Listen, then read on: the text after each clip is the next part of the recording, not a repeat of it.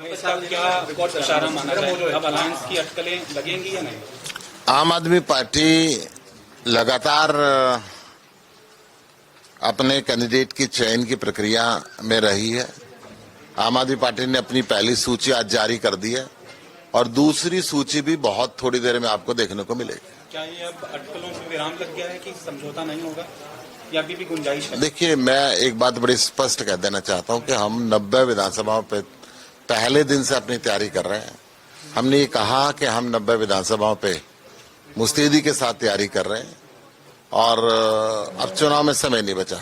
चुनाव 12 तारीख का अंतिम है, नॉमिनेशन लोगों ने अपने तैयार करने हैं, लीगल फॉर्मेलिटीज को पूरी करनी है, तो अब इंतजार खत्म है। रास्ते खुले हुए? ये मेरा विषय नहीं है, ये मेरा विषय नहीं है। टॉक्स डीरेल कहाँ हुई? ये मैंने टॉक्स में मैं किसी में गया नहीं, तो मैं कैसे बता सकता हूँ? ना मैं आया, ना मेरे पास कोई आया, ना मैं कहीं गया। राहुल गांधी ने इनिशिएटिव लिया था, तब भी मुकम्मल नहीं। मुझे ऐसा लगता है कि आप ये सवाल सामने वालों से पूछें तो बेहतर होगा। हरियाणा की जनता को स्पष्टीकरण मिले कि किस वजह से। हरियाणा की जनता को मैं ये कह सकता हूं कि आम आदमी पार्टी एक मजबूत विकल्प के रूप के अंदर हरियाणा में उभर रही है और इस चुनाव के परिणाम के अंदर आम आदमी पार्टी एक मजबूत विकल्प हरियाणा के लोगों को देगी। कमतर सीटें एक कारण था, अलायंस नहीं हो पाया, ज्यादा सीटें मांग रही थी। मैं बड़ी स्पष्ट तौर पे आपको ये कह रहा हूं कि हमने अपने 20 कैंडिडेटों की सूची जारी कर दी और दूसरी सूची बहुत जल्द हम जारी करेंगे। सुशील गुप्ता चुनाव मैदान में उतरेंगे? सुशील गुप्ता एक अनुशासित सिपाही है। आम आदमी पार्टी अगर मेरी 90 सीटों पे ड्यूटी लगाएगी तो मैं 90 सीटों पे काम करूंगा। आम आदमी पार्टी मुझे एक सीट पे भेजेगी तो मैं एक सीट पे काम करूंगा। अकेले चुनाव लड़ना बीजेपी को फायदा पहुंचा सकता है, आपको लगता है? बीजेपी के जाने की उल्टी गिनती शुरू हो चुकी है। बीजेपी को किसी कीमत पे आम आदमी पार्टी फायदा नहीं होने देगी। आम आदमी पार्टी ने 20 सीटें का अनाउंसमेंट किया है, गठबंधन होते होते बच गया या क्या कहें? देखिए, सबसे पहले मैं शुक्रिया अदा करता हूं पार्टी हाईकमान का, अरविंद केजरीवाल जी का, कि उन्होंने मुझे ये सौभाग्य दिया है कि कलायत के लोगों की सेवा कर सकूं, यहां से विधानसभा चुनाव लड़ सकूं। पूरे हरियाणा के अंदर आम आदमी पार्टी के आम घरों से आए हुए ऐसे लोगों को हमने प्रतिनिधित्व देने का फैसला किया है। 20 की लिस्ट भी जारी कर दी है, जो हरियाणा के लोगों की सेवा कर सकें, हरियाणा के लोगों की आवाज़ को पूरी ताकत से उठा सकें और आम घरों की जिम्मेदारियों को, मजबूरियों को, दिक्कतों को समझते हुए हरियाणा के अंदर एक नया विकल्प पेश कर सकें। ये लिस्ट उसी की परिचायक है। आगे भी मुझे पूरी उम्मीद है हरियाणा के लोग पूरा समर्थन, पूरा साथ आम आदमी पार्टी को देंगे और इस बार झाड़ू चलेगी हरियाणा में। पार्टी गठबंधन की तरफ बढ़ रही थी लेकिन अचानक बिखर गया गठबंधन। हमने बहुत पहले से ही स्पष्ट किया था कि स्टेट लीडरशिप को बहुत क्लियर इंस्ट्रक्शंस हैं कि 90 की 90 विधानसभा सीटों पर तैयारी करें और एक एक विधानसभा सीट पर, एक एक बूथ पर, एक एक गांव में हमने मजबूत टीम खड़ी की है। पिछले 2-3 सालों में पूरे हरियाणा में तीसरे विकल्प की तलाश काफ़ी लंबे समय से चल रही है और हमने तो साफ तौर पे ये कहा था कि हम डिसिप्लिन्ड सोल्जर हैं, पार्टी हाईकमान का जो आदेश होगा उसको फॉलो करेंगे।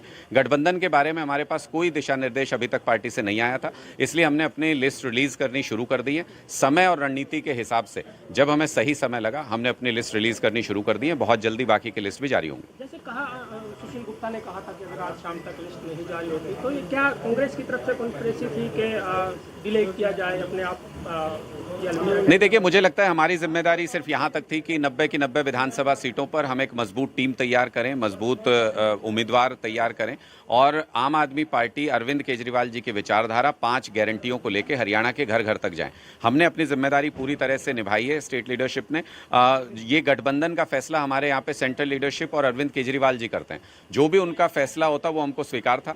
हमें कोई इंस्ट्रक्शन गठबंधन का इस तरीके का हमें वहाँ से नहीं मिला, इसलिए हमने अपनी लिस्ट जारी कर दी। बात कहाँ बिगड़ी, मतलब बात चलते चलते फिर अचानक? देखिए, मुझे लगता है कि जो नेगोशिएशन का पार्ट थे वो लोग इसको ज़्यादा बेहतर बता सकते हैं, लेकिन हमारे पास पार्टी हाईकमान की तरफ से गठबंधन को लेकर के कोई इंस्ट्रक्शन अभी तक नहीं आया था, इसलिए हमने समय पर अपनी लिस्ट रिलीज़ करना शुरू कर दिया है और बाकी के कैंडिडेट्स को भी बहुत जल्दी हम मैदान में उतारने वाले हैं। मुझे लगता है 90 की 90 विधानसभा सीटों पर हमारा जो लक्ष्य था कि हमें तीसरा विकल्प प्रस्तुत करना है पूरे हरियाणा के सामने। उस लक्ष्य में हम पूरे तरह से कामयाब होंगे। फिर क्या ये बगैर उसके ही चल रहा था, बगैर आला कमान की नॉलेज के बगैर चल रहा था ये सब गठबंधन की? मैं यही कह रहा हूं आपको कि हमारे पास गठबंधन कोई मुकम्मल हुआ, कहीं पर पहुंचा, इसके बारे में कोई इंस्ट्रक्शन हमारे पास नहीं है पार्टी हाईकमान की तरफ से।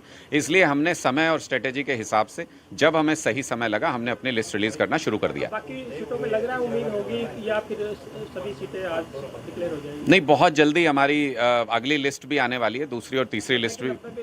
90 की 90 विधानसभा सीटों पर आम आदमी पार्टी पूरी ताकत से, पूरे दम से चुनाव लड़ेगी और पूरे हरियाणा के एक एक बूथ पर बहुत सारे ऐसे कार्यकर्ता हैं जिनके मन में ये इच्छा थी और पिछले 10 साल से संघर्ष कर रहे थे कि आम आदमी पार्टी हरियाणा में एक तीसरा मजबूत विकल्प बन करके सामने आए। लोगों के सामने हम एक ऐसा ऑप्शन रखें कि लोग अगर पुरानी राजनीति से दूर हटना चाहें, नई राजनीति की राह अपनाना चाहें, तो उनको वो ऑप्शन मिल सके। देखिए, हरियाणा में आम आदमी पार्टी ने आज 20 प्रत्याशियों की सूची जारी की है और मैं सबको शुभकामनाएं देता हूं आम आदमी पार्टी की ओर से, अपने एक एक कार्यकर्ता की ओर से। मजबूती से हम लोग हरियाणा का चुनाव लड़ेंगे और भारतीय जनता पार्टी का जो कुशासन है 10 सालों का, उसको हटाने का काम करेंगे। अब समय बहुत कम है और इसलिए अब हम लोग अपने कैंडिडेट्स के अनाउंसमेंट में और उस काम में लगे हुए हैं।